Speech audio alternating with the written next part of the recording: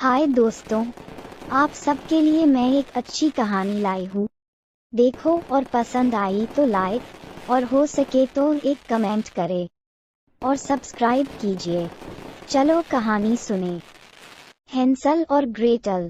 एक गरीब लकड़हारे के दो बच्चे थे जिनका नाम हैंसल और ग्रेटल था। उनकी सौतेली माँ दोनों बच्चों को जंगल में छोड़ आने के लिए अपने पति से रोज झगड़ा करती थी।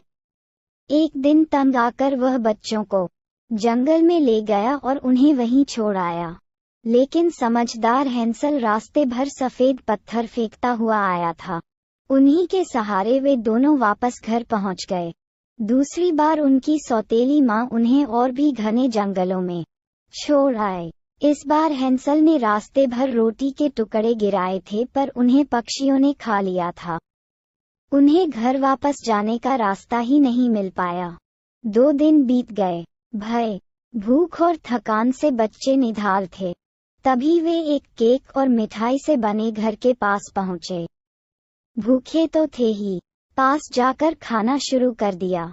अचानक दरवाजा खुला और एक अजीब सी औरत ने उन्हें अंदर बुलाया।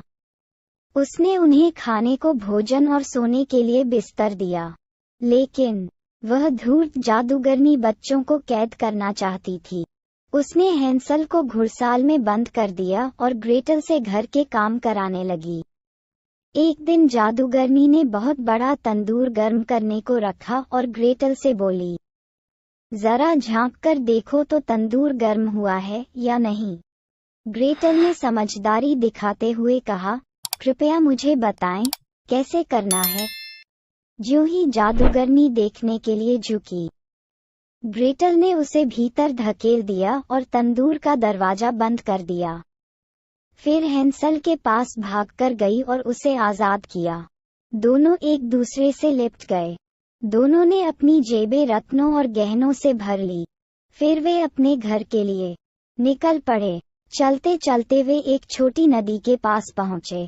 एक सफेद बत्तख ने उन्हें नदी पार कराई।